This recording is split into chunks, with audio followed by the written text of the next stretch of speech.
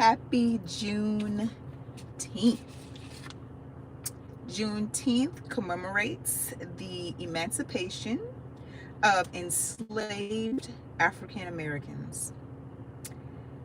So, the Emancipation Proclamation came into effect January 1st, 1863. On June the 19th, 1865, is when enslaved Africans in Galveston, Texas actually found out that they were legally free. Yes, imagine that. Imagine being and having your family enslaved for hundreds of years, and you finally become free, but you weren't told you were free. So you continue to work for free in bondage without compensation, even after you are legally free. And that's what Juneteenth is a celebration of. Enslaved people, or a group of enslaved people, finally finding out that they were actually free down in Galveston, Texas. Now, I know that this was a holiday that originated there. However, overall, this has been the plight of a lot of African Americans all over the country. So with that being said, I know some may gatekeep and say, oh, this is a Texas holiday, or even more specifically a Galveston, Texas holiday. However, they weren't the only ones who found out after the fact that they were actually free. All right. So with that being said, we're all celebrating emancipation, freedom, history during this wonderful holiday. All right. So also, General Gordon Granger and about 7,000 colored troops went down to Galveston, and on June the 19th, 1865, he read the General Order Number 3, which declared the enslaved free. Juneteenth actually has its own official flag. It's a star in the middle of a banner of red at the top and a banner of blue at the bottom, or vice versa. However, Juneteenth is more accepted of the red, green, black, and yellow flag, which is the color of the Pan-African movement, which is more red, green, and black. However, those colors have been highly adopted by the Juneteenth holiday. But I just wanted to let you know that Juneteenth does officially have its own flag, and it's red, white, and blue. And I think the reason that a lot of people steer away from the red, white, and blue flag with that star on it is because they tried to separate it from July the 4th, or the independence of the United States versus the independence of enslaved Africans in the United States. Yeah, so that's a mouthful. And that's why, some people may not understand why some African Americans don't want to celebrate the 4th of July. It's because when the 4th of July technically became, what it is, or a holiday, we weren't free. So why are we celebrating a holiday that celebrates freedom, but we weren't free? We weren't free for 100 years, over 100 years after the independence of the United States. So hence Juneteenth, and that is representative of our Freedom Day. All right. Hey, Brantley, how are you today? So Juneteenth officially became a federal holiday only in 2021, when President Joe Biden signed it in. And I also want to talk a little bit about slavery, all right? Because, the slaves in Galveston, Texas found out 2 years later that they were actually free, all right? So that's just a whole pill to swallow in itself. But slavery didn't even end there. You know, slavery didn't even end there. And this is for all of those who like to gaslight us and say, oh, slavery ended. It's over. What are you so angry about? You need to stop talking about it. Get over it. I'm going to tell you that slavery did not end. Slavery still very much exists today, 2025, y'all. All right. Let's see what you're saying. Thank you, Brantley. I appreciate that. So after slavery ended, I'm going to tell you how slavery perpetuated. After slavery ended, y'all, all right, the 13th Amendment was also ratified in 1865.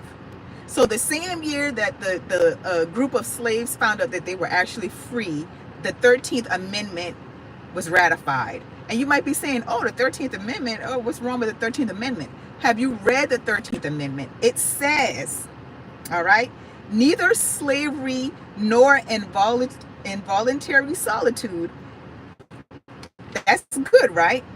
Except as punishment if you have been convicted of a crime. All right.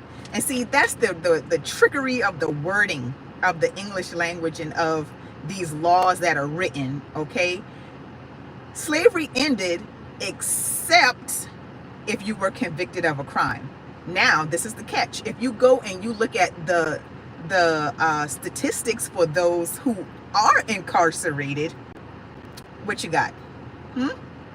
So yeah, you put the years together, you put the people that it affected together, that in itself proves that slavery never ended. All right. And so even after that, you have sharecropping.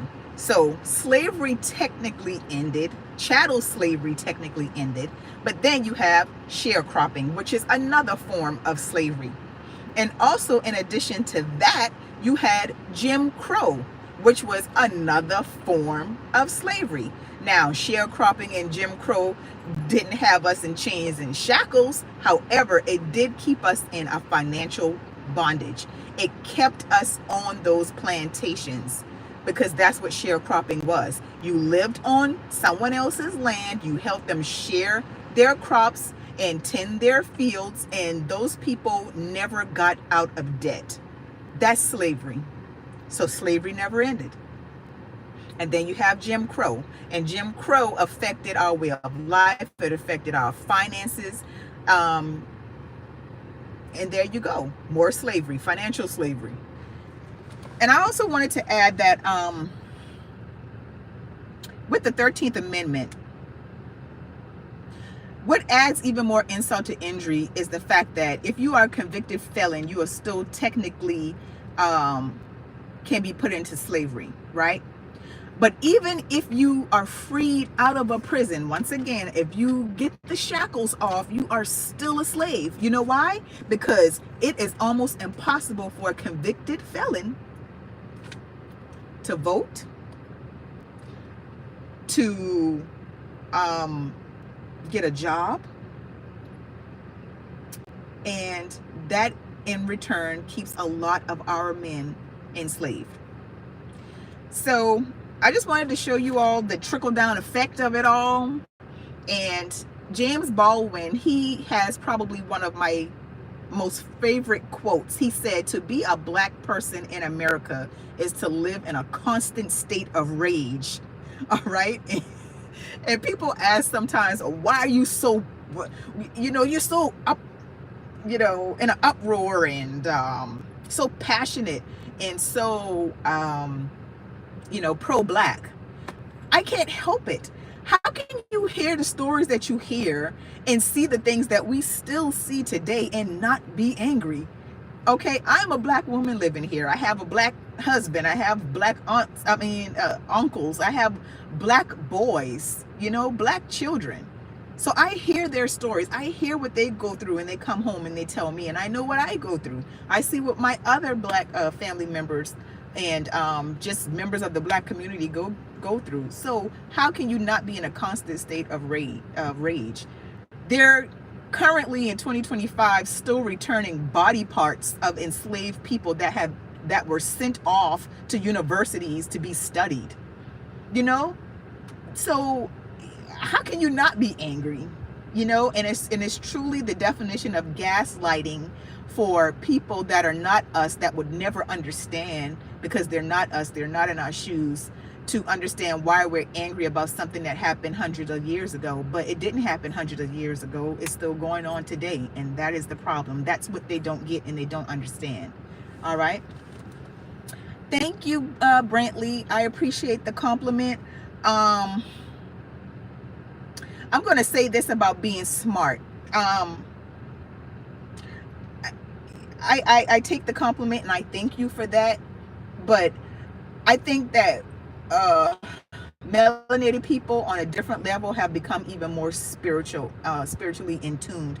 We see a lot more, we're feeling a lot more, we're understanding a lot more on a whole different level, and it's a beautiful thing. So if you're not tuned in, I implore my brothers and sisters to get more in tuned on a spiritual level, because I made a video a few days ago and I said that our victory is going to be a spiritual one. Because as you can see, the powers that be, they have the upper hand, they have the money, they make the laws. So our redemption, our reparations, our true emancipation and freedom is going to be a spiritual one, because we're spiritual people. And I can prove we're spiritual people because we have never retaliated against the people that have done us such harm, because it's not even in us. That's not who we are. We're very spiritual people, and that's how they were able to enslave us for so long, because they gripped us with religion, with Christianity, with the Muslim religion, you know, because that's just us. We're always looking for a higher and deeper level of understanding and connection to a greater power. So with that being said, I'm going to go ahead and end this live about Juneteenth. If you're celebrating it today, happy Juneteenth. Today is not going to be the only day that I celebrate Juneteenth, because we are still fighting for freedom in some way, form, or fashion. We're still fighting. And I don't think that Juneteenth should just be celebrated on one day, because it was an ongoing thing. I would beg to differ that the group of enslaved African Americans that found out on June the 19th, 1865 were the only group of people, or the last group of people to find out. I'm sure there were other groups that found out even after that they were actually free, because slave owners, some slave owners actually moved their slaves from the north down to the south, because they knew that it would take so long for the Union troops to even reach down that far to emancipate those enslaved people. So that's another little bit of knowledge there for you. But yeah, I want to thank you all for watching, for joining in the live, and you take care of yourself, take care of each other, and you be blessed.